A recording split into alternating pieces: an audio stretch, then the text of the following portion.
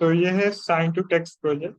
इसमें दो फोल्डर्स है। एक है मॉडल जनरेशन का और ये वाला है आपका विथ यूआई। तो पहले तो मैं मॉडल कैसे मॉडल जनरेशन का कोड एक्सप्लेन करता हूँ। तो इन दो फोल्डर में पहले मॉडल में अंदर जाना है। ये पाथ कॉपी करना है। पाथ कॉपी करने के बाद आपको एनाकोंडा प्रॉम्प्ट ओपन करना है। कोंडा एक्टिवेट प्रोजेक्ट। यहाँ पे आपको आपके प्रोजेक्ट का नाम डालना है। प्रोजेक्ट का नहीं, आपके एनवायरनमेंट का नाम डालना है। इसके बाद अभी आपको IPYNB फाइल, ये जो मॉडल की जुपिटर फाइल है, ये आपको ओपन करनी है। तो इसके इसके पहले आपको ये पाथ कॉपी करना है। कॉपी करने के बाद आपको ये जो CMD ओपन हुआ है, इसमें आपको सीडी और वो पाथ पेस्ट करना है। पाथ पेस्ट करने के बाद आपको जो ड्राइव है, अभी मेरा जो फोल्डर है वो एच ड्राइव में है, तो यहाँ पे मुझे एच कोलन डालना है। तो यहाँ पे वो फोल्डर के अंदर आपका जो टर्मिनल है वो ओपन हुआ है। इसके बाद आपको यहाँ पे सिर्फ टाइप करना है जुपाइटर नोटबुक।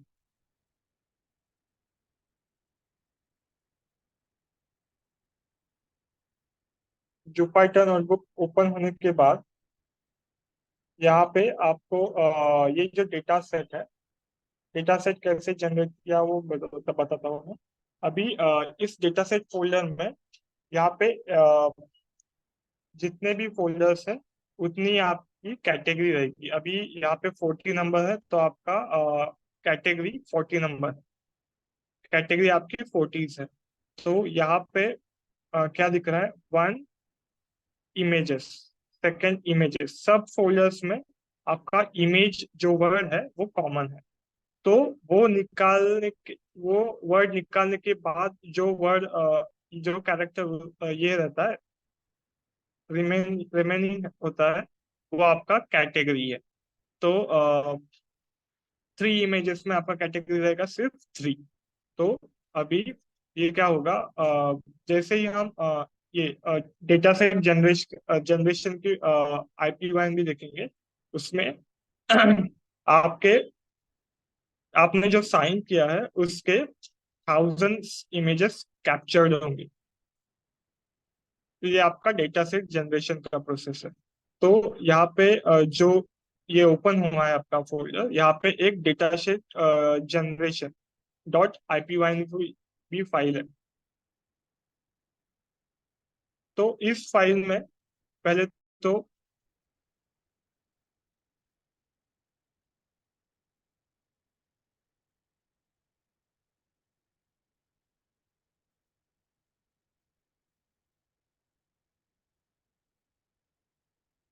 यहाँ पे क्या हो रहा है, यहाँ पे एक हमने जो जो पाइथन में एक बेसिक ये है, जो जो लाइब्रेरी यूज करनी है आपको, वो लाइब्रेरी आपको पहले इंपोर्ट करनी पड़ती है। तो यहाँ पे हमने इंपोर्ट किया है TFLearn। TFLearn एक टेंसरफ्लो का वर्जन है। वो आपके जो इमेजेस और जो मॉडल ट्रेनिंग का पार्ट है उसमें आपको टेंसरफ्लो या TFLearn ये यूज होने वाला है। इसमें से हमने ये जो दो मॉडल्स के लेयर्स है वो इंपोर्ट किए हैं, कॉन टू डी और मैक्स पूलिंग टू डी। तो कॉन टू डी आपका कॉन्वोल्यूशनल है, और ये मैक्स पूलिंग आपका जो मैट्रिक्स के जो मैट्रिक्स होते हैं उन मैट्रिक्स को कंबाइन करने का काम मैक्स पूलिंग करता है। तो इसके बाद ये इनपुट, ये सब लेयर्स यूज होने वाले हैं। हमारे न्यूरल नेटवर्क में 3 लेयर्स रहते हैं, इनपुट लेयर, हिडन लेयर्स और आउटपुट लेयर। तो इनपुट लेयर मतलब आपका जो इनपुट जो लेयर एक्सेप्ट करता है, उसको हम इनपुट लेयर कहते हैं। इसके बाद हिडन लेयर्स में आप जितने भी लेयर्स ऐड कर सकते हैं, और आउटपुट लेयर में आपका जो आउटपुट बन के जनरेट होता है वो है। तो अभी इसमें से हमने ये मॉडल के दो इंपोर्ट्स किए हैं। यहाँ पे इनपुट डेटा ड्रॉप आउट एक लेयर है, हिडन लेयर है। Fully connected also it's a hidden layer. तो ये रिग्रेशन एक मॉडल का ही पार्ट है। इसमें हमने नमपाई यूज किया है। इमेज, हमारा ये जो पूरा प्रोसेसिंग होने वाला है वो इमेज पे ही होने वाला है। CV2, CV2 आपका जो कैमरा एक्सेस का काम है वो करता है। कैमरा एक्सेस और जो इमेज हैंडलिंग का पूरा पार्ट है वो CV2 करता है। उसके बाद यूटिल्स और ओएस, ओएस से आपका जो सिस्टम का पाथ है वो एक्सेस कर सकते हैं। अभी यहाँ पे हमने दो फंक्शंस क्रिएट किए हैं। एक है रन AVG और सेकंड है सेगमेंट। तो ये दो फंक्शंस बाद में यूज होने वाले हैं। ये है रिसाइज इमेज, थर्ड फंक्शन, और यहाँ पे है क्रिएट डेटा सेट। तो ये मेन फंक्शन है आपका। तो इसको, ये सिर्फ फंक्शंस है, ये इसको अभी तक कॉल नहीं दिया है हम। यहाँ पे आपका मेन कॉल है। मेन कॉल में आपका क्या है, आपको सिर्फ यहाँ पे वर्ड डिफाइन करना है। मतलब जितना जो भी आपको वर्ड डिटेक्ट करना है, HABC, आप जो कैरेक्टर है वो यहाँ पे आपको डालना है। जो वर्ड का साइन इन जनरेट करना है वो आपको यहाँ पे डालना है। इसके बाद वो सिर्फ प्रिंट किया है। प्रिंट करने के बाद हमने इसको कॉल दिया डेटा सेट क्रिएट को, इस फंक्शन को। और इस फंक्शन में हमने जो नाम डिफाइन किया था वो हमने पास कर दिया। तो डेटा सेट क्रिएशन में क्या, डेटा सेट क्रिएट में क्या होगा, इसमें ये जो साइन का नाम है वो एज इट इज यूज होने वाला है यहाँ पे। पहले तो ये इनिशियल वेट हमने डिफाइन किया 0.5। इसके बाद ये जो कैमरा है, कैमरा फंक्शन आपका CV2 dot video capture, video capture means आपका लाइव कैमरा एक्सेस करेगा। एक्सेस करने के बाद हमने जीरो पास किया है। जीरो मतलब आपका एक्सटर्नल कैमरा यूज होता है, या आपका जो लैपटॉप का कैमरा है वो यूज होता है। इसके बाद यहाँ पे हमने कोऑर्डिनेट्स डिफाइन किए। इस कोऑर्डिनेट पे आपका जो रेक्टेंगल है वो जनरेट होने वाला है। वो जो ऊपर रेक्टेंगल दिखता है उसमें ही आपको साइन ये करना है। तो उसमें क्या है, कैन, ये ये पैडिंग, ये क्या उसका कोऑर्डिनेट्स है। कोऑर्डिनेट्स पे वो जो रेक्टेंगल है वो बनेगा। इसके बाद इनिशियल फ्रेम्स आपके 0 है, नंबर ऑफ फ्रेम्स, इमेज नम, और पीरियड डेटा सेट, ये इनिशियल आपके 0 है। स्टार्ट रिकॉर्डिंग पहले तो फॉल्स है। जब तक आप एस क्लिक नहीं करते तब तक आपका ये स्टार्ट रिकॉर्डिंग फॉल्स ही रहने वाला है। मतलब जब आप एस क्लिक करेंगे तभी आपका जो डेटा सेट है वो जनरेट होगा।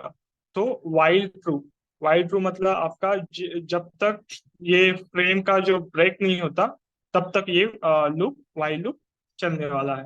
तो इसमें क्या है, जो कैमरा है इस कैमरे से हमने फ्रेम डिटेक्ट किया। फ्रेम आपका जो वीडियो है वो कलेक्शन ऑफ फ्रेम्स है। तो उसमें से उस वीडियो में से आपका एक एक फ्रेम यहाँ पे आएगा। इसमें इस इमेज जो फ्रेम आया है उस फ्रेम को हमने पहले रिसाइज किया। विड्थ हमने रिसाइज किया, मतलब उसका साइज डिफाइन किया। विड्थ आपका 700। इसके बाद इसको हमने फ्लिप किया। फ्लिप करने के बाद यहाँ पे कमेंट लिखा है कि आपका मिरर व्यू नहीं आना चाहिए उसमें, इसलिए हमने उसको फ्लिप किया है। इसके बाद उस इमेज का हमने कॉपी जनरेट किया। और उस कॉपी को उसका जो फ्रेम है इस फ्रेम को पहले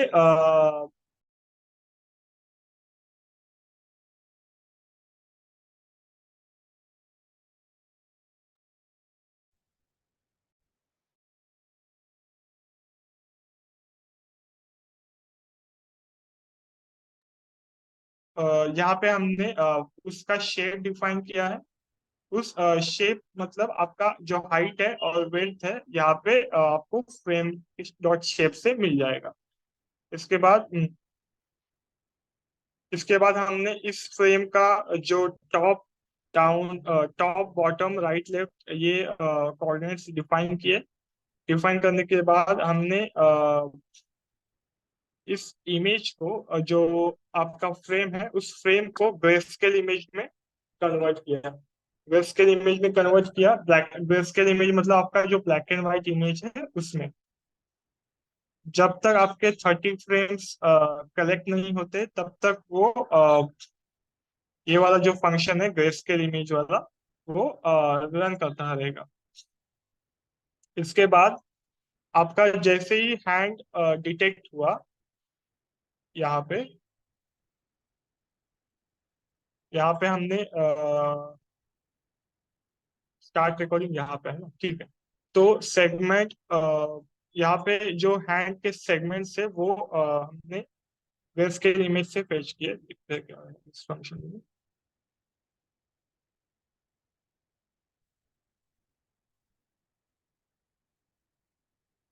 हाँ, यहाँ पे जो आपको डिफरेंस मिल जाता है बैकग्राउंड और करंट फ्रेम के बीच में, तो आपका जो बैकग्राउंड वाइट होता है वो आपका इस वजह से है।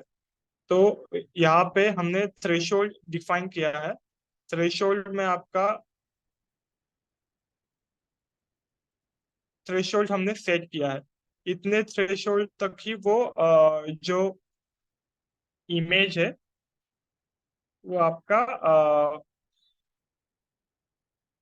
काउंट होगा। इसके बाद इफ आपका जो हैंड है यहाँ पे उसको हैंड डिटेक्ट नहीं होता तब तक वो क्या करते रहेगा, ये जो फ्रेम है वो कुछ नहीं, सिर्फ आपको जो इमेजेस है वो व्यू करता रहेगा इसके हेल्प से। cb2.imshow, जब तक आपका cb2 im.imshow आपका फंक्शन ये जो फ्रेम है वो सिर्फ आपके व्यूज होंगे जब तक आपको यहाँ पे हैंड डिटेक्ट नहीं होता। जैसे ही हैंड डिटेक्ट हुआ वो क्या करेगा, आपका ये जो स्टार्ट रिकॉर्डिंग हैंड डिटेक्ट हुआ और यहाँ पे हमने जैसे ही एस क्लिक किया, एस बटन क्लिक किया, वैसे ही आपका ये स्टार्ट रिकॉर्डिंग ये ट्रू हो गया। यहाँ पे start recording equal to true. तो यहाँ पे स्टार्ट रिकॉर्डिंग ट्रू होने के बाद हमने एक एक जो इमेज आया था, फ्रेम आया था ग्रेस्केल इमेज, उस ग्रेस्केल इमेज को हमने इस पाथ पे स्टोर कर दिया। अब ये पाथ कौन सा है, डेटा से एक फोल्डर का नाम है। इस साइन के नाम से एक फोल्डर जनरेट होगा। फोल्डर जनरेट होने के बाद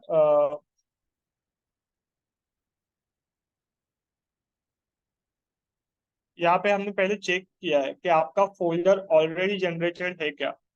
अगर ऑलरेडी जनरेटेड नहीं है तो वो यहाँ पे जाएगा, अगर है तो वो यहीं पे रहेगा। तो यहाँ पे पहले से फोल्डर नहीं जनरेट रहेगा तो वो यहाँ पे जाएगा os.make directory। mkdir means make directory. यहाँ पे डेटा सेट के फोल्डर के अंदर उस साइन के इमेजेस का एक फोल्डर जनरेट कर देगा। फोल्डर जनरेट करने के बाद cb2.imwrite मीन्स जो फ्रेम आई थी उस फ्रेम को हमने इस नाम से सेव कर दिया। किसमें, डेटा सेट के फोल्डर में, साइन के उस साइन के फोल्डर में। इसके बाद उसका नाम क्या रहेगा, 1 अंडरस्कोर, और ये जो नंबर ऑफ फ्रेम है 0 1 2 ऐसे। इसके बाद उसका एक्सटेंशन रहेगा .png, और यहाँ पे थ्रेशोल्ड है वो आपका इमेज है तो वही सेव करना है। इसके बाद जैसे ही आपका एक इमेज सेव होगा, ये इमेज नंबर है वो, पहले तो ये 0 था, 0 के बाद इसको हमने इंक्रीमेंट कर दिया। इसके बाद सेकेंड टाइम आएगा तब फोल्डर जनरेटेड रहेगा तो इसमें जाएगा, थर्ड टाइम इसमें, फोर्थ जब तक आपका 1000 है वहां तब तक वो यही पे जाएगा। तो इसमें एक इमेज जनरेट होती रहेगी। पूरी जनरेट होने के बाद थाउजेंड्स इमेज जनरेट होने के बाद यहाँ पे हमने ये लिखा है, जब तक आप क्यू प्रेस नहीं करते और आपके नंबर ऑफ इमेजेस 1000, ये 999 जब तक इमेजेस नहीं होते, तब तक आपका ये जो कैमरा है वो इमेजेस कैप्चर करता रहेगा। इमेजेस कैप्चर होने के बाद आपका CV2 dot destroy all Windows, मतलब जो फ्रेम है वो क्लोज होगी, और जितने भी आपके इमेजेस है वो स्टोर होंगे उस फोल्डर में। तो ये आपका डेटा सेट जनरेट हो गया एक क्लास के लिए। एक क्लास के लिए इमेजेस जनरेट होने के बाद ये आपका रिसाइज इमेज है, रिसाइज इमेज फंक्शन है। ये रिसाइज इमेज क्या करता है फंक्शन, आपके अभी जैसे ही इमेज कैप्चर होंगे उस इमेज का जो लेंथ एंड विड्थ है वो मैच नहीं होगा हर एक से। तो इसके लिए हमने हर एक इमेज को एक specific length and height define किया, हाइट एंड वेट डिफाइन किया। तो इसमें रिसाइज फंक्शन में क्या होगा, रिसाइज फंक्शन में हमने बेस विड्थ 100 रखा है। इस इमेज को ओपन करेगा, ओपन करने के बाद हमने उसको इसको फ्लोट से इमेज, ये जो बेसिक वैल्यू है उसका, उससे रिसाइज कर दिया, ये लेंथ, ये हाइट एंड विड्थ। इसके बाद ये जो इमेज है वो फिर से उसी पाथ पे सेव कर दिया। सेव करने के बाद अभी मॉडल जनरेशन का फाइल है, इसी फोल्डर में आपका मॉडल ट्रेनिंग डॉट न्यू। तो इस फोल्डर में आपके इतने ये है। तो यहाँ पे क्या है, फिर से हमने यहाँ पे इंपोर्ट किया है टेंसर फ्लो, टेंसर फ्लो, इसके बाद ये conv two D, max pooling two D, इसके बाद इनपुट डेटा ड्रॉप आउट, और ये फुल्ली कनेक्टेड लेयर्स, ये सब लेयर्स हमने ये कर दिए, इन इंपोर्ट कर दिए। इंपोर्ट करने के बाद हमने CV2 शफल फंक्शन हमने ये कर दिया, इंपोर्ट कर दिया यहाँ पे। अभी मेरे इस फोल्डर में आपके कितने कैटेगरीज है, अभी यहाँ पे अगर 5 ही कैटेगरीज है इधर तक, अगर आपके 5 ही कैटेगरीज है तो यहाँ पे आपको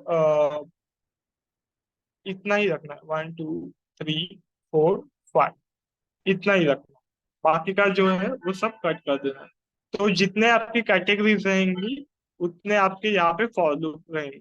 तो इस लिस्ट में जो अपेंड होने वाले हैं वो, तो ये जो लिस्ट है, एम्प्टी लिस्ट है, इसको हमने क्या कर दिया, for I in range of 0 to 1000।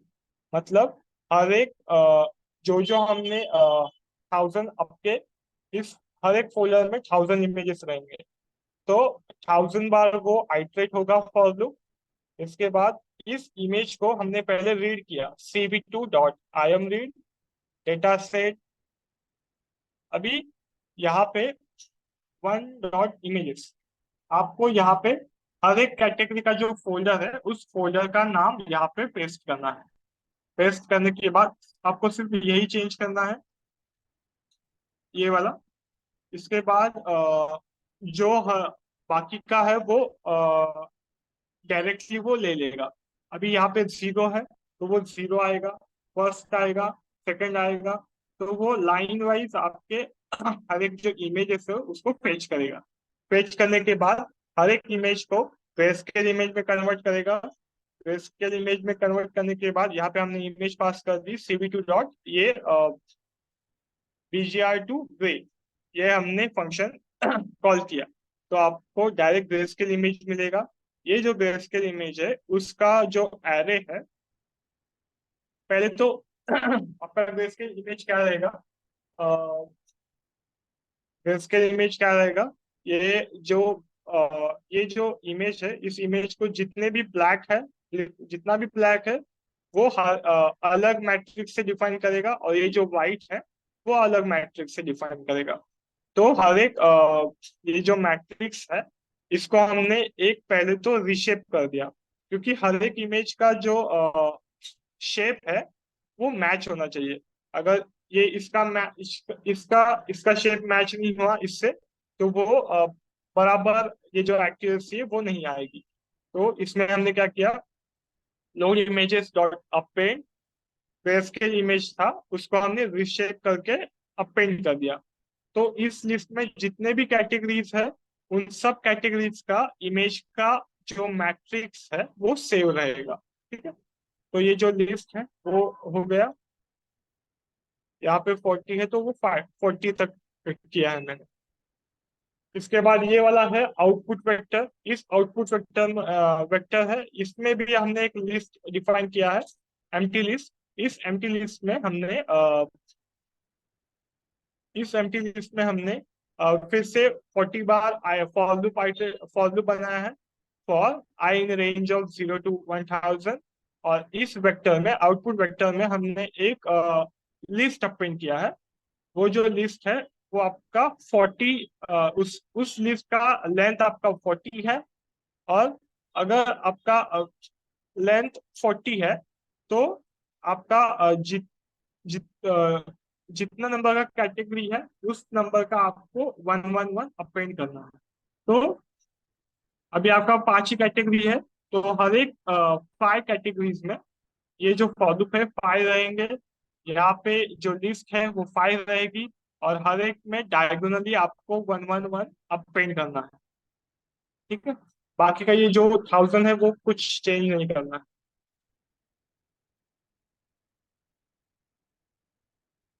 क्योंकि वन इंडेक्स मतलब आपका फर्स्ट वाला इमेज, सेकंड इंडेक्स मतलब आपका सेकंड वाला इमेज। इस वाले इंडेक्स से ही हम ये जो कैटेगरी है वो डिफाइन फेच करने वाले हैं। इसके बाद ये टेस्ट वेक्टर है, टेस्ट इमेजेस है।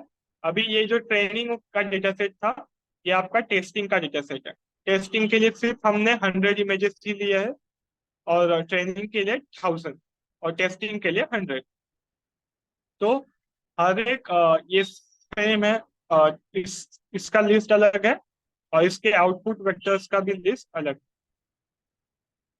तो ये आपका मेन मॉडल है। इस मॉडल में आपका क्या है, कॉन नेट हमने कॉन्वोल्यूशनल न्यूरल नेटवर्क यूज किया है। तो इसमें पहले तो एक इनिशियलाइज किया फंक्शन। इसमें इनपुट डेटा में हमने एक शेप डिफाइन किया। ये जो शेप हम अपेंड कर रहे थे हर एक इसमें, हर एक ये लिस्ट में, तो उसी लिस्ट का हमने जो लिस्ट, अभी ये जो लिस्ट पास करेंगे वो इस शेप से मैच रहना चाहिए इनपुट डेटा के। तो ये शेप हमने पहले डिफाइन किया। डिफाइन करने के बाद उस लेयर का नाम है इनपुट। तो हर एक लेयर का अलग अलग नाम रहेगा। अभी इस इन लेयर का नाम है इनपुट।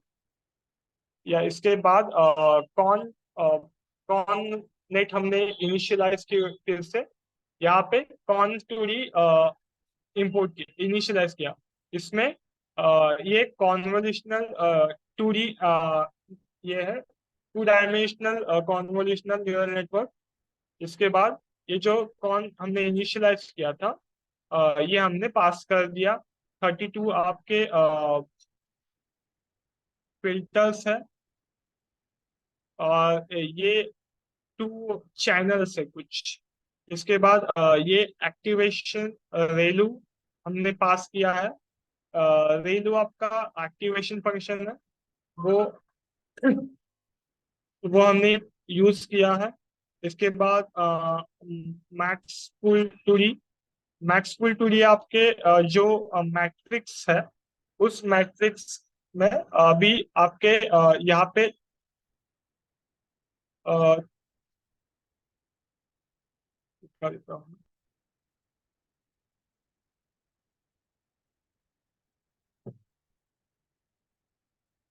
मैक्स कूलिंग आपका क्या करता है। मैक्स कूलिंग आपके ये आपका मैट्रिक्स है। इस मैट्रिक्स में नंबर ऑफ ये मैं आपको ये करता है आपका, हमने यहाँ पे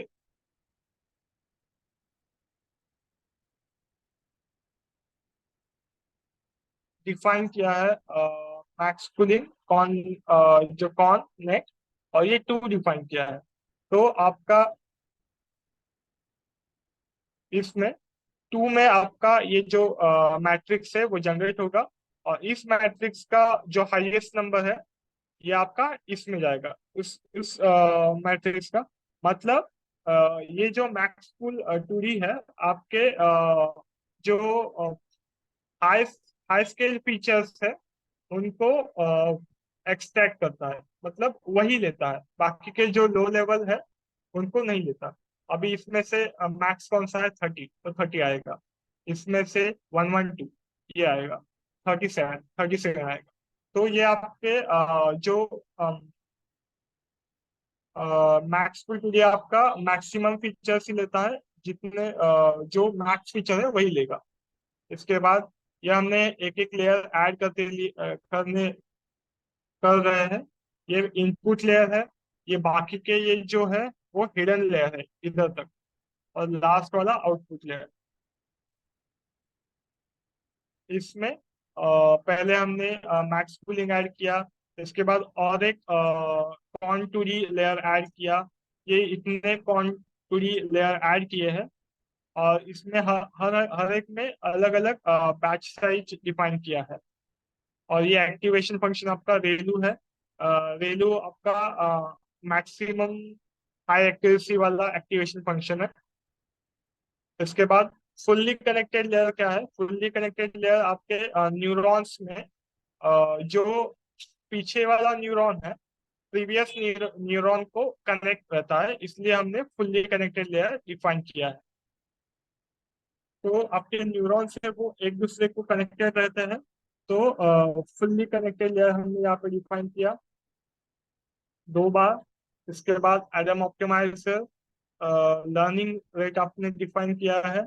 इसके बाद लॉस, और ये नेट रिग्रेशन। ठीक है। तो इस रिग्रेशन में हमने मॉडल डॉट, यहाँ पे ये जो मॉडल है इसमें हमने अपेंड किया टीएफ लर्न डॉट डीएनएन, और इसमें ये जो हिडन लेयर है, हिडन लेयर वो पास कर दिए। पास करने के बाद ये जो मॉडल है, इस मॉडल को हमने पहले फिट कर दिया यहाँ पे, मॉडल डॉट फिट। उसके बाद इसको सेव किया। पहले हमको चेक करना है ये आउटपुट वेक्टर्स और ये जो लोडेड इमेजेस है उसका लेंथ सेम है क्या।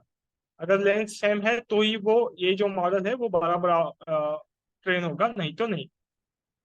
तो इसमें हमने ये जो इन लोडेड इमेजेस और आउटपुट वेक्टर्स थे वो शफल कर दिए। शफल में हमने शफल करके हमने सिर्फ यहाँ पे सेट कर दिए हैं। शफल फंक्शन यूज किया है, इसमें इमेजेस पास की और वेक्टर्स पास किए। इसके बाद मॉडल डॉट फिट, यहाँ पे हमने सिर्फ यहाँ पे जो आपके फाइरफॉक्स, यहाँ पे, हाँ यहाँ पे सिर्फ आपके क्लासेस, नंबर ऑफ क्लासेस है वो आपको डिफाइन करना है। अभी 40 क्लासेस है इसलिए हमने 40 रखा है। 5 रहेंगे तो 5 कैटेगरी रहेंगे तो 5 आपको यहाँ पे लिखना है। इसके बाद ये लोडेड इमेजेस जाएंगे, आउटपुट वेक्टर्स। इसके बाद नंबर ऑफ इपॉक्स हमने 5 रखे थे। इसके बाद 5 टाइम्स वो जो मॉडल है वो लर्न करेगा। इसके बाद ये वैलिडेशन सेट, ये जो टेस्टिंग इमेजेस पास किए थे, मतलब आपका जो वैलिडेशन सेट क्या करता है, आपका जो वैलिडेशन एक्यूरेसी इस सेट पे डिफाइन रहती है। मतलब आपका जो मॉडल है वो फिट होते वक्त, मतलब फिट होने के बाद ये टेस्ट इमेजेस पे प्रेडिक्शन नहीं, क्लासिफिकेशन देगा। तो ये आपके आउटपुट्स कितने आपके आउटपुट्स बराबर है, जितने आपके आउटपुट बराबर रहेंगे वो इतने उतनी ही आपकी वे वैलिडेशन एक्यूरेसी आएगी। तो स्टेप्स आपके 100 है। इसके बाद रन आईडी, और ये इसके बाद ये मॉडल डॉट फिट होने के बाद ये हमने मॉडल सेव कर दिया इस पाथ पे, फोल्डर पे। इस फोल्डर में टीएफलन के नाम से सेव कर दिया मॉडल। इसके बाद ये हमारी वैलिडेशन एक्यूरेसी आई है। वैलिडेशन एक्यूरेसी वन है, मतलब आपका जो मॉडल है वो एकदम 100% वर्क कर रहा है। अभी ये जो क्लास का है वो मैं बताता हूँ आपको। सेम स्पाइडर ओपन करना है। स्पाइडर ओपन करने के बाद आपका जो यूआई का फोल्डर है इसका पाथ कॉपी करना है। पाथ कॉपी करने के बाद यहाँ पे आपको पेस्ट करना है वो पाथ। पेस्ट करने के बाद ऐप डॉट पाई यहाँ पे ओपन होगी। ऐप डॉट पाई में आपको फिर से ये इंपोर्ट्स की है। इंपोर्ट करने के बाद इंपोर्ट करने के ये जो इंपोर्ट्स है इन इंपोर्ट्स के मदद से ही आपके जो लाइब्रेरीज है वो यूज होती है। उसके बाद ये डेटाबेस का कनेक्शन है।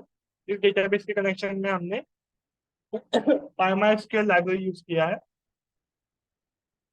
PyMySQL dot connect local host SQL open किया एसक्यूएल कनेक्ट। यहाँ पे लोकल होस्ट है, यूजर नेम रूट है, पासवर्ड भी रूट है और पोर्ट नंबर आपका 3306 है। तो user name root, password root और ये आपके डेटाबेस का नाम। अगर डेटाबेस नहीं रहेगा तो वो एरर शो करेगा। आपका ऐप डॉट पाई रन होने के बाद ही पहले ये डेटाबेस का कनेक्शन चेक करेगा। अगर डेटाबेस नहीं है तो वो एरर शो करेगा नन टाइप ऑब्जेक्ट। इसके बाद ये जो मॉडल है, ये जो मॉडल ट्रेनिंग के वक्त हमने यूज किया था वही हमने यहाँ पे लोड किया है। और ये जो मॉडल है वो हमने लोड कर दिया यहाँ पे। इसके बाद बेसिक टेम्पलेट्स है। पहले तो आपके जो स्लैश रहता है, ये जो स्लैश है, स्लैश मतलब आपका फर्स्ट पेज। इस फर्स्ट पेज पे आपका कौन सा पेज है, main dot H T M L. तो main dot H T M L में आपके लॉगिन पेज है। उस लॉगिन पेज में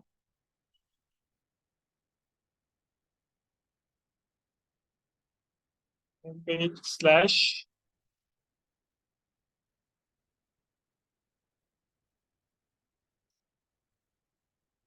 ये मेन पेज पे राउटिंग्स रहेगी लॉगिन पेज पे जाने के लिए और रजिस्टर पेज पे जाने के लिए। तो यहाँ पे हमको फॉर्म सर्च करना है, ये वाला फॉर्म। तो इस फॉर्म में ये साइन इन का बटन है। ये बेसिक एचटीएमएल है, इसमें कुछ एक्सप्लेन करने जैसे नहीं है। ये एक बटन है, ये पासवर्ड का इनपुट है और ये यूजर नेम का इनपुट है। और इस फॉर्म में ये जो एक्शन है वो हमने डिफाइन किए है लॉगिन। तो इस लॉगिन में ही वो आपका जो फॉर्म का डेटा है वो पास होगा। तो यहाँ पे इस इनपुट को जो नेम दिया है उस नेम से ही वो यहाँ पे वैल्यू फेच करेगा। तो ये यूजर नेम और ये पासवर्ड है वो फेच करेगा। फेच करने के बाद पहले तो रजिस्टर का लिखते हैं। रजिस्टर में user name, email, contact, password, तो ये सब वैल्यूज आने के बाद हमने क्या किया, इंसर्ट इनटू रजिस्टर वन के टेबल में। ये आपके डेटाबेस के कॉलम्स है। इस कॉलम्स में आपके ये जो वैल्यूज है वो हमने यहाँ पे पास किए हैं, user name, email, mobile number, password. इसके बाद कर्सर डॉट एग्जीक्यूट में ये जो दो वेरिएबल्स है इसको हमने एग्जीक्यूट कर दिया। एग्जीक्यूट करने के बाद इसमें जो आपका डेटा आया था यहाँ पे वो हमने डेटाबेस में सेव कर दिया। सेव करने के बाद सेव करने के बाद हमने ये जो डेटाबेस का कनेक्शन है वो क्लोज कर दिया और आपका मेन पेज पे आएगा, मतलब लॉगिन पेज पे। इसके बाद लॉगिन के बाद यूजर नेम और पासवर्ड आएंगे। पासवर्ड में फिर से चेक करेगा, सिलेक्ट स्टार फ्रॉम इस टेबल में आपका यूजर नेम और पासवर्ड है क्या। अभी यूजर नेम और पासवर्ड रहेगा तो वो क्या करेगा, कर्सर डॉट फेच वन, मतलब वो काउंट फेच करेगा। काउंट फेच करने के बाद हम इसको हमने चेक किया कि काउंट है क्या। काउंट है तो वो क्या करेगा, सेशन क्रिएट करेगा, यूजर का सेशन। और किस पेज पे जाएगा, इंडेक्स पेज पे। इंडेक्स पेज पे जाने के बाद आपके ये जो फंक्शंस है वो सेम मॉडल ट्रेनिंग के वक्त यूज हुए थे, डेटा सेट जनरेशन के वक्त यूज हुए थे, वही फंक्शंस है। सिर्फ आपको चेक करना है यहाँ पे शो स्टैटिस्टिक। इसमें क्या है, जो प्रेडिक्शन का वैल्यू आएगा उसके हिसाब से जो क्लास आएगा, उस क्लास में आपका किस नंबर पे जो क्लास है, उस नंबर पे आपका जो ये है डिफाइन करना है। अभी यहाँ पे 40 है, तो आपको 40, अगर आपका 5 ही है कैटेगरी, तो ये इधर 4 तक आएगा, और ये बाकी वाला आपको कट करना है। और यहाँ पे जो मॉडल है, मॉडल में भी चेंज करना रहेगा। यहाँ पे चेंज करने के बाद आपके जो फंक्शंस है यहाँ पे, जैसे ही हमने बटन क्लिक किया, बटन क्लिक करने के बाद डिटेक्ट साइन को कॉल जाएगा। डिटेक्ट साइन में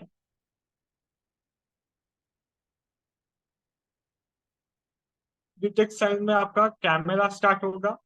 इस कैमरा स्टार्ट होने के बाद ये आपका डेटा से जनरेशन के बाद जो कैमरा स्टार्ट किया था, कैमरा जो आपका इमेज जो फ्रेम आई थी, उस फ्रेम को जो ग्रेस्केल इमेज में कन्वर्ट किया था, वही है सब।